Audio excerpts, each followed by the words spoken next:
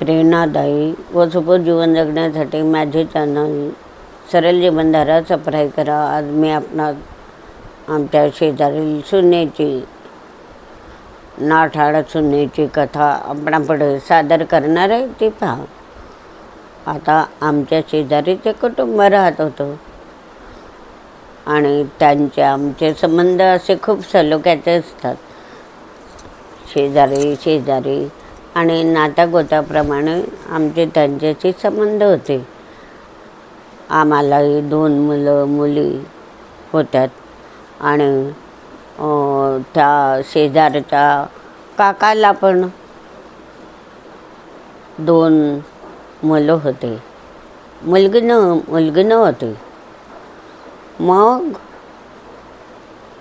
असं ते काका काकी शेतात का जायचे, काम करायचे। दोघी मुलं मोठे झाले, एक नोकरीला लागून लांब दुसऱ्या राज्यामध्ये नोकरीला लागला तो, आणि एक होता तो घरी शेती करायचा। शेती भरपूर होती त्यांच्याकडे, शेती करायचा आणि गुण्यागोविंदाने नांदायचे। पण सून म्हणजे सूनच असते। आता एक दिवस ती सून कशी म्हणते सासूला, तुम्ही किती दिवस आमच्यातच राहता, आता तो दुसरा मुलगा आहे ना त्याच्याकडे जा, त्याच्याकडे 8-4 दिवस राहा। आम्हालाही सासू सासऱ्यांचं करून करून कंटाळा येतो। ते कसे म्हणे दुसऱ्या राज्यात राहतात, कुणाला ओळखत नाही पाळखत नाही आणि त्यांचे राहतात, मजा मारतात, त्यांना काही सासू सासऱ्याची काळजी नाही। आम्हालाच काळजी घ्यावी लागते। कुठे छोटे त्या म्हाताऱ्याच्या आणि त्या सासू सासऱ्यांच्या ती पाठीशीच लागायची। आता ते पण शेतकरीच होते ना, 2 कामं करायचे। एवढी सासू सासऱ्यांनी स्वातंत्र्यता दिलेली होतं तिला, सगळं तिच्या हातचंच होतं।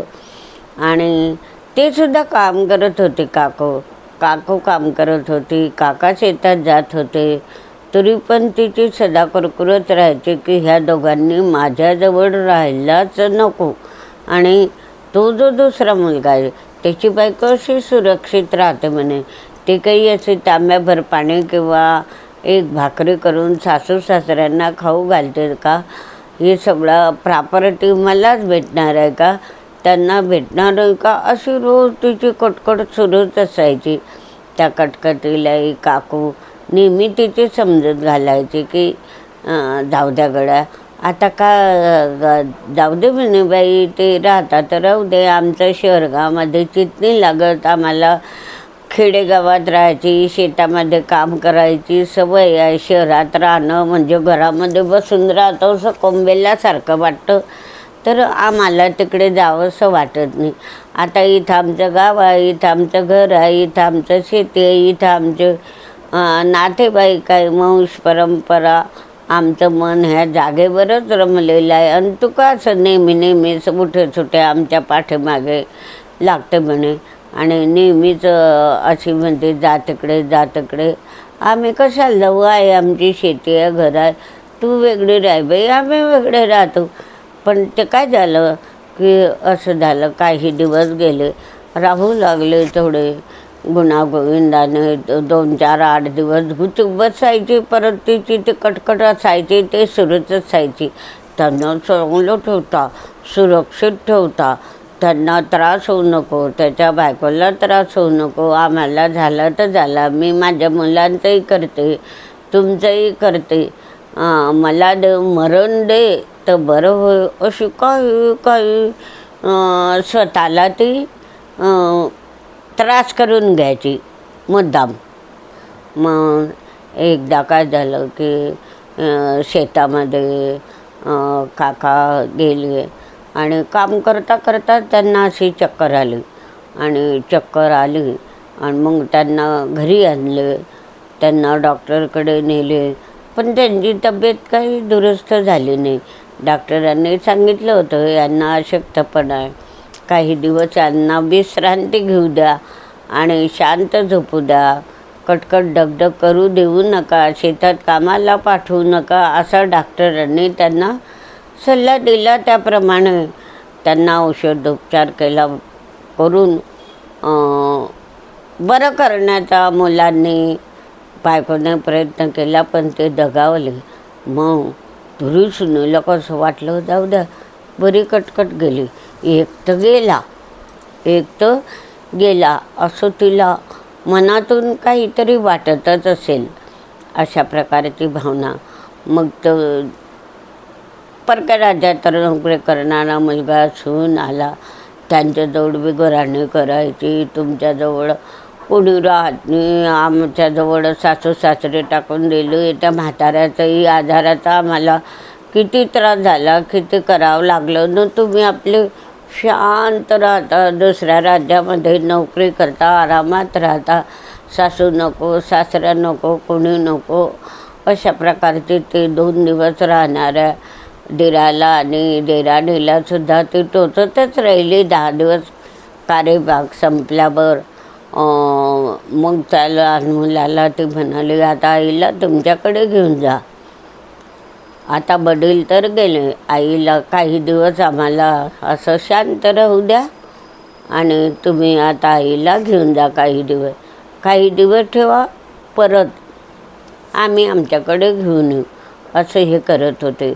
पण मग सासू म्हणाली, आता तुझे सासरे गेले सुनबाई, आणि मी अशी एकाएकी कशी जाऊ, आपल्याकडे येणारे लोक येतात, दारावर लोक येतात, विचारपूस करतात, मी अजून कशी अशी 4-6 महिने तरी घराच्या बाहेर पडू शकत नाही, नातेवाईक आहे, सगळे काही ओळखी पाडखीचे लोक आहे, मग त्यांना तू काय सांग, आहे म्हणे मी आहे ना म्हणे, असा हट्ट धरला तिनं. पण सासूने तिचा हट्ट ऐकला नाही, कारण म्हणे हे माणुसकीला धरून नाही की माझा नवरा मेला आणि लगेचच निघून जायचं, लहान मुलाच्या घरी हे योग्य नाही.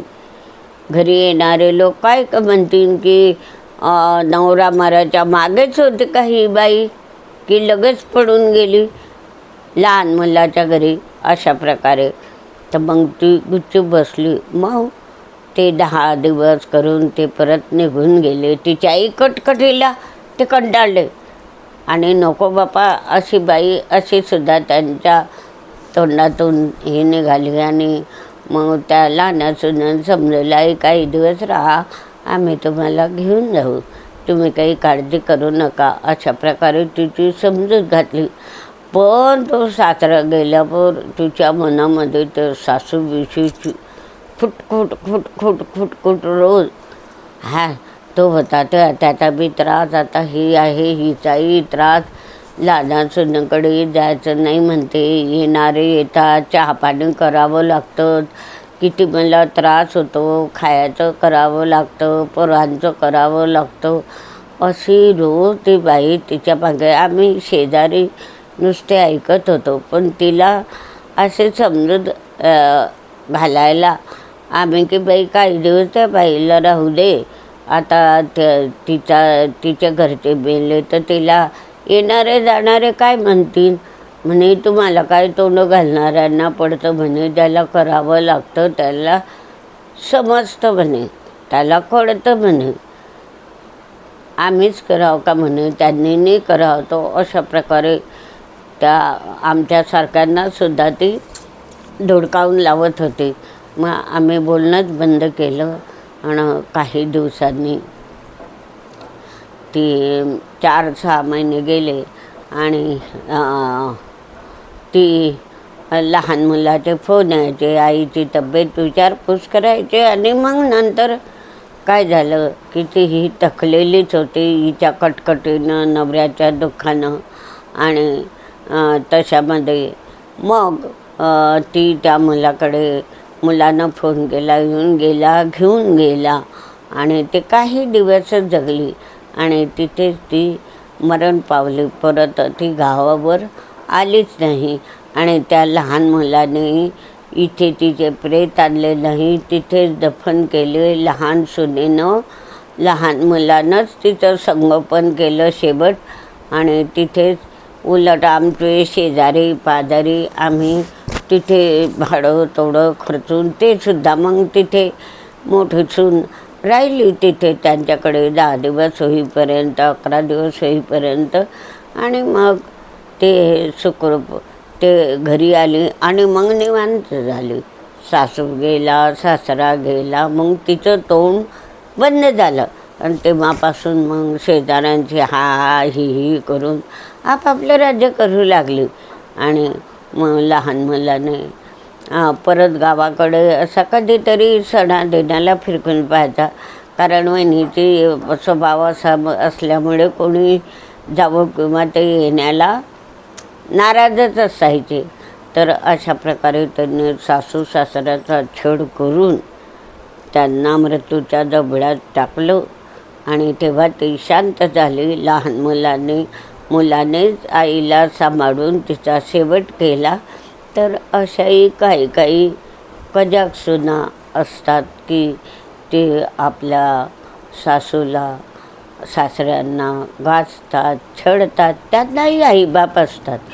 मग त्यांच्या आईबापाची कशी ते काळजी घेतात आणि नवऱ्याच्या आईबापाची का काळजी घेत नाही. अशा प्रकारे ह्या आजकालचा जमाना आहे. आणि ते त्याच्यामध्ये काहीतरी सुधारणा व्हायला पाहिजे. म्हणजे म्हाताऱ्या माणसांना वृद्धाश्रमात जावं लागणार नाही आणि म्हातारपणी त्यांना असे दुःख यातना भोगावे लागणार नाही. असा समाज सुनेच्या अंगी असला तर म्हाताऱ्यांचं जीवन सुरक्षित व सुरळीत जातं. ही शेजाऱ्यांची कथा अवश्य पहा. व्हिडिओ लाईक शेअर करा.